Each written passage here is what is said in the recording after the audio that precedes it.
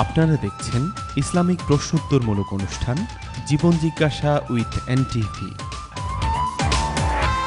সৌজন্যে UK immigration consultants ও MQ Hasan সলিসিটরস। আসমান সুন্দর, জমিন সুন্দর, সুন্দরী সুন্দরী পাল্লা, জানি না কত সুন্দর তুমি আল্লাহ।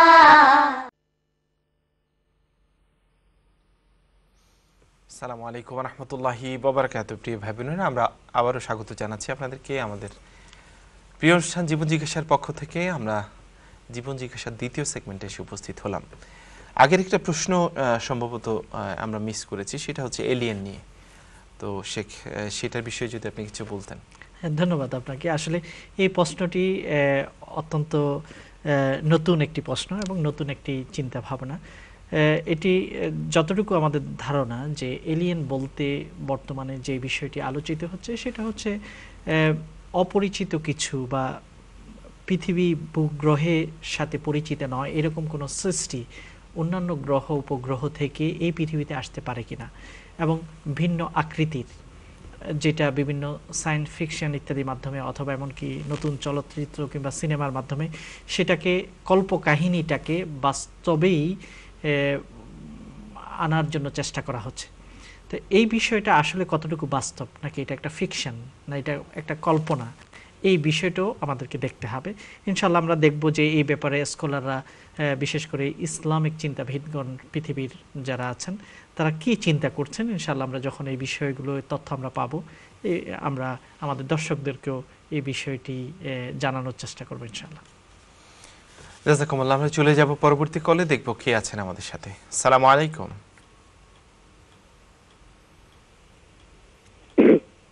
আসসালামু আলাইকুম। ওয়ালাইকুম আসসালাম। আপনার প্রশ্ন বলেন।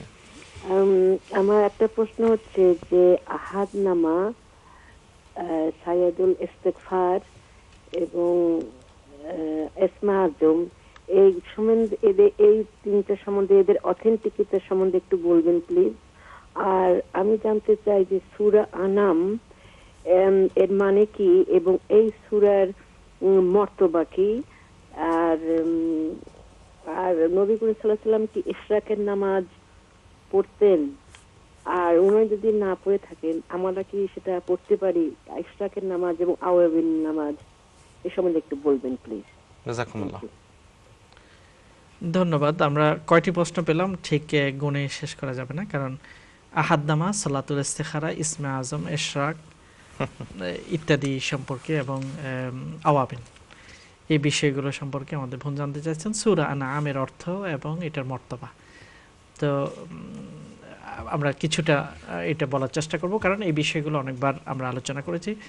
আমাদের সমাজে কিছু ওজিফা পাওয়া যায়, যে ওজিফাতে একটা চ্যাপ্টার থাকে যেটাকে লেখা হয়েছে আহাদ নামা। আসলে এই আহাদ শব্দটি যদিও আরবি, কিন্তু এটা ফার্সি ভাষায় ব্যবহার হয়। নামা শব্দটি হলো ফার্সি। আহাদ নামা মানে হচ্ছে একটা অঙ্গীকার পত্র। আমরা যখন পত্র বলি সেটাকে ফার্সিতে বলা হয় নামা। আহাদ নামা মানে হচ্ছে অঙ্গীকার পত্র। সেখানে আল্লাহর সাথে একটা অঙ্গীকার করা হয়। এটা কোনো হাদিস থেকে চয়নকৃত কোনো অংশ নয়। আপনিও নিজেও একটি আহাদ নামা আল্লাহর সাথে করতে পারেন, চুক্তিবদ্ধ হতে পারেন আল্লাহর সাথে। হে আল্লাহ, আমি ওয়াদা করছি আমি আর গুনাহ করব না। তাহলে এটা আপনার একটা চুক্তি হলো আল্লাহর সাথে। তবে এটা হাদিসের শব্দ নয়। হাদিসে যে আহাদ নামা বা একটা চুক্তির কথা সকাল সন্ধ্যা আমাদেরকে পড়তে হয়, সেটাকে বলা হয় সাইয়্যিদুল ইস্তিগফার। সেখানে আপনি আল্লাহর সাথে একটা কথা বলে থাকেন, আমরা বলে থাকি, এবং এটা পড়া উচিত সবার। অথেন্টিক হাদিস দ্বারা এটা প্রমাণিত। সাইয়্যিদুল ইস্তিগফার, যত রকম আল্লাহর কাছে ক্ষমা চাওয়ার উপায় আছে তার মধ্যে সবচেয়ে শ্রেষ্ঠ উপায় হলো এই দোয়ার মাধ্যমে আল্লাহর কাছে ক্ষমা চাওয়া, এবং আল্লাহ নবী এটাকে সকাল এবং সন্ধ্যায় আমাদেরকে পড়তে বলেছেন। আশা করি আমরা আমাদের জীবন জিজ্ঞাসাতে এই দোয়াটি দিয়েছিলাম। আপনারা আবার পুরাতন ফেসবুক থেকে দোয়াটা বের করে দেখতে পারবেন। সেটা হলোই আল্লাহুম্মা আনতা রাব্বি লা ইলাহা ইল্লা আনত খালাকতানি ওয়া আনা আবদুকা ওয়া আনা আলা আহদিকা ওয়া ওয়া'দিকা মাস্তাতা'তু। হে আল্লাহ, তুমি আমার রব, তুমি আমাকে সৃষ্টি করেছো, আমি তোমার সাথে যে অঙ্গীকার করেছি সেই অঙ্গীকারের উপর অটল আছি যথাসম্ভব। হে আল্লাহ, আমি আমার গুনাহ নিয়ে তোমার এই কাছে ফিরে আসি, তুমি আমার সকল গুনাহকে ক্ষমা করো, কারণ তুমি ছাড়া কেউ ক্ষমা করতে পারবে না। এটাই হচ্ছে হাদিস থেকে চয়নকৃত শুদ্ধ আহাদনামা হতে পারে। এটা অঙ্গীকার পত্র আল্লাহর সাথে। এই জন্য সকাল এবং সন্ধ্যায় এটাই আপনি পড়বেন। কোন ওজিফাতে কে কি বানিয়ে লিখলো সেগুলোর চেয়েও এই দোয়া, যেটা যেই আহাদনামা বা যেই চুক্তি আল্লাহ নবী আমাদেরকে আল্লাহর সাথে করার জন্য শিখিয়েছেন, সেটাই শ্রেষ্ঠ, সেটাই উত্তম। এই জন্য এই দোয়াটি আপনারা দেখে নেবেন। হিসনুল মুসলিম কিতাবে ওইটা আপনারা খুঁজে পাবেন। আর তাছাড়া facebook.com/জীবন জিজ্ঞাসা ইউকেতে গেলে সেখানে দোয়াগুলোর পুরাতন দোয়াগুলো খুঁজলে ইনশাল্লাহ পেয়ে যাবেন। দ্বিতীয় হচ্ছে সালাতুল ইস্তেখারা। এটা অত্যন্ত গুরুত্বপূর্ণ নামাজ, যেটা আল্লাহ নবী থেকে প্রমাণিত। সাহাবায়ে কেরাম কি বলেছেন, কোন একটা সূরা আল্লাহ নবী আমাদেরকে যেভাবে শিখাতেন, ইস্তেখারার দোয়াটাও আল্লাহ নবী অত মর্যাদা দিয়ে গুরুত্বের সাথে শিখাতেন। আমি এখন আপনাকে জিজ্ঞাসা করছি, অন এয়ারে যত ভাই বোন আমাদের সামনে আছেন, কে কে ইস্তেখারার দোয়া জানেন? যদি না জেনে থাকেন তাহলে আমাদেরকে মনে করতে হবে যে আল্লাহ নবী যে দোয়াটির ব্যাপারে এত গুরুত্ব দিয়ে কোরআনের আয়াত এবং সূরা শিখানোর মতো গুরুত্ব দিয়ে শিখাতেন, সেটা থেকে আমি বঞ্চিত। আজকে থেকে আমরা ওই দোয়াটা শিখে নেওয়ার চেষ্টা করব। দোয়াটি কয়েক লাইনের, যেটা শুরু এরকম, আল্লাহুম্মা ইন্নী আস্তাখিরুকা বিইলমিকা ওয়া আস্তাকদিরুকা বিকুদরাতিকা ওয়া আসআলুকা মিন ফাদলিকাল আযীম। হে আল্লাহ, আমি তোমারই কাছে চাই, কল্যাণ চাই, তোমার জ্ঞান থেকে আমি জানতে চাই, তোমার শক্তির মাধ্যমে আমি শক্তি চাই। হে আল্লাহ, তুমি যদি জানো আমি যেই বিষয়টি করতে যাব, আমার পরিকল্পনা যে বিষয়টি আছে, এটা যদি আমার জন্য কল্যাণ হয় দুনিয়া আখিরাতের জন্য, সেটার ব্যবস্থা তুমি করে দাও। আর অকল্যাণ হলে সেটা থেকে আমাকে ফিরিয়ে দাও, যেটা কল্যাণজনক সেটার ব্যবস্থা করে দাও। এটা হলো থিম দোয়াটি। এই দোয়াটা আমাদের পড়া দরকার। যে কোনো সিদ্ধান্ত নেওয়ার আগে আমরা আল্লাহর কাছে 2 রাকাত নামাজ পড়ে এই দোয়াটি পড়ে আল্লাহর কাছে সিদ্ধান্ত চাবো। আমাদের সমাজে ইস্তেখারা বলতে একটা ভুল বোঝানো হয়। ইস্তেখারা মানে যে কিছু লোক থাকবে যারা স্বপ্নের মাধ্যমে কি হয়েছে গোপন এগুলো বের করে আনতে পারে, কাকে জিন ধরেছে, কার বিরুদ্ধে তাবিজ তোমার করা হয়েছে, এগুলো যে বের করতে পারে তাকে ইস্তেখারা বলা হয়। এটা যে কত বড় অন্যায় এবং গাঁজাখড়ি, সেটা হাদিসের আলোকে এটা সম্পূর্ণ মিথ্যা। কেউ ইস্তেখারার মাধ্যমে কারো ব্যাপারে গোপন কোনো বিষয়ে, অজানা অদৃশ্য গায়েবকে যে বের করে আনার ক্ষমতা নেই। এটা ইস্তেখারা আমার বিষয়টা আমাকেই করতে হবে।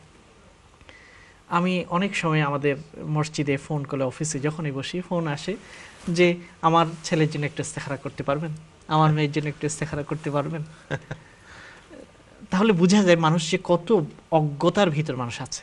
ইস্তেখারা তো আমার বিষয়, আমাকে করতে হবে। আমার ছেলে বিয়ে করাবো, এটা এই জায়গায় বিয়ে করানো ঠিক হবে কিনা আল্লাহর কাছে আমি জানতে চেষ্টা করব, বা আল্লাহর কাছে আমি সিদ্ধান্ত চাবো।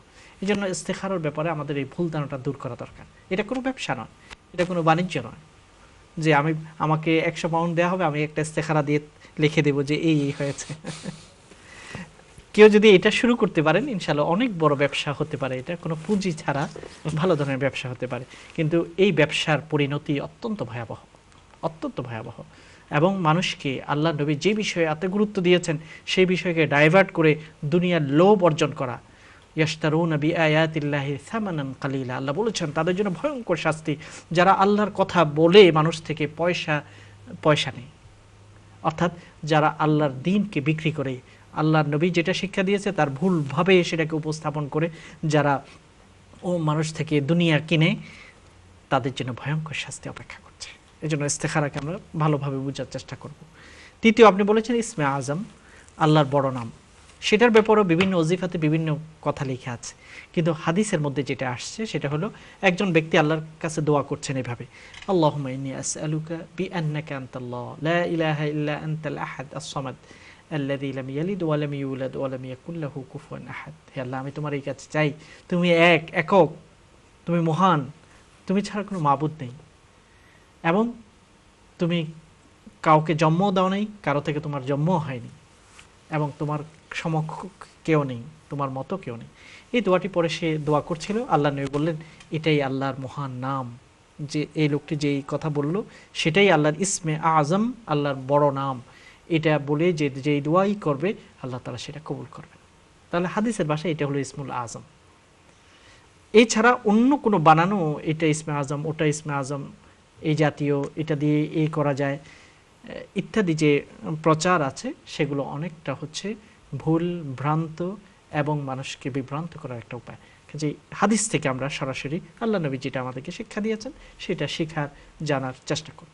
সূরা আনআমের কথা বলেছেন, এটা কোরআনে কারীমের দীর্ঘ একটি সূরা যেটা মক্কাতে নাজিল হয়েছে। আনআম শব্দ হচ্ছে চতুষ্পদ, অমিনাল আনআম আল্লাহ তাআলা এই শব্দটি ব্যবহার করেছেন।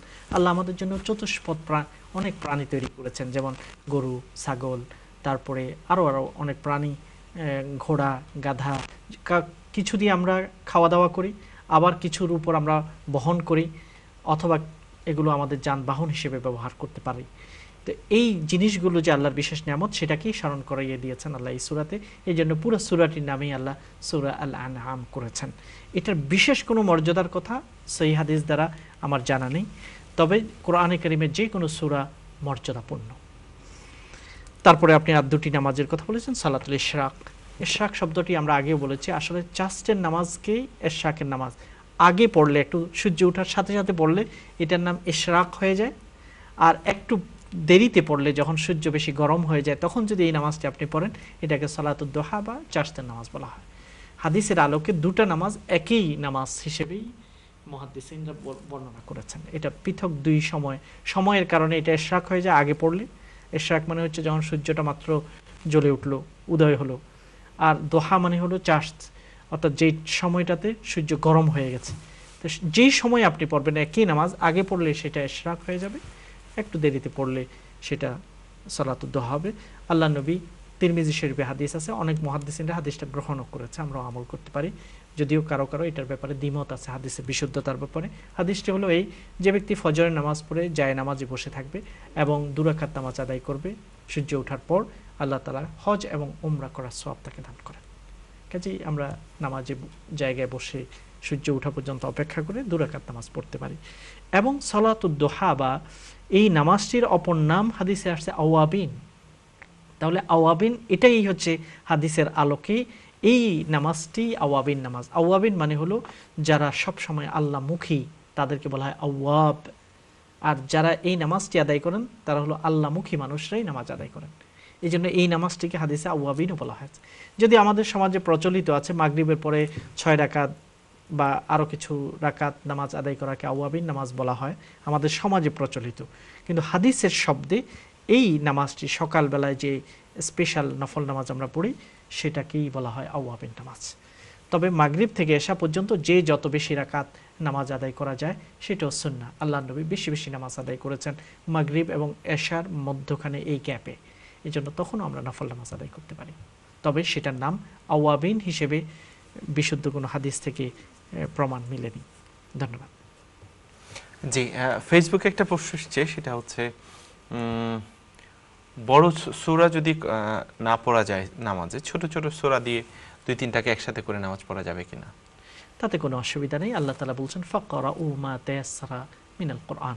কোরআনের যেই অংশই তোমাদের জন্য সহজ হয় সেই অংশই তোমরা তেলাওয়াত করো নামাজে। আপনি দীর্ঘ সূরা যদি একই আয়াতে পড়তে পারেন, একই রাকাতে পড়তে পারেন, তাতেও কোনো অসুবিধা নেই। তেমনিভাবে আপনার বেশি সূরা জানা নেই, ছোট ছোট সূরাগুলো জানা আছে, আপনি 2 রাকাতে যেমন আপনি নামাজ আদায় করছেন, একটু লম্বা করে নামাজ পড়তে ইচ্ছে করছে কিন্তু সূরার জ্ঞান আপনার নেই, তখন আপনি সেই ছোট সূরাগুলোকে কয়েকটাকে 1 রাকাতে পড়তে পারেন। যেমন সূরা ফিল, সূরা কুরাইশ, সূরা মাউন, সূরা কাউসার, এটা পড়ে 1 রাকাত পড়লেন, তারপরে আর কয়েকটা সূরা দিয়ে 2 রাকাত পড়লেন, তাতে কোনো অসুবিধা নেই ইনশাআল্লাহ। জাযাকুমুল্লাহ। প্রিয় ভাই বোনেরা, আমরা চলে যাচ্ছি আরেকটি ছোট্ট বিজ্ঞাপন বিরতিতে, ফিরে আসবো ইনশাআল্লাহ তৃতীয় সেগমেন্টকে সাথে করে। সাথে থাকছে আলোচনার বিষয় হচ্ছে ফ্লাড। আশা করছি আপনারা সবাইকে দাওয়াতি কাজ করবেন, আপনারা নিজেরাও শুনবেন। আমরা চলে যাচ্ছি বিজ্ঞাপন বিরতিতে, ফিরে আসছি বিজ্ঞাপন বিরতি শেষ করে ইনশাআল্লাহ। আসসালামু আলাইকুম ওয়া রাহমাতুল্লাহি ওয়া বারাকাতুহু। আসমান সুন্দর, জমিন সুন্দর, সুন্দরী সুন্দরী পাল্লা, জানি না কত সুন্দর তুমি আল্লাহ। আপনারা দেখছেন ইসলামিক প্রশ্নোত্তরমূলক অনুষ্ঠান জীবন জিজ্ঞাসা উইথ এনটিভি। সৌজন্যে UK ইমিগ্রেশন কনসালটেন্টস ও MQ হাসান সলিসিটরস।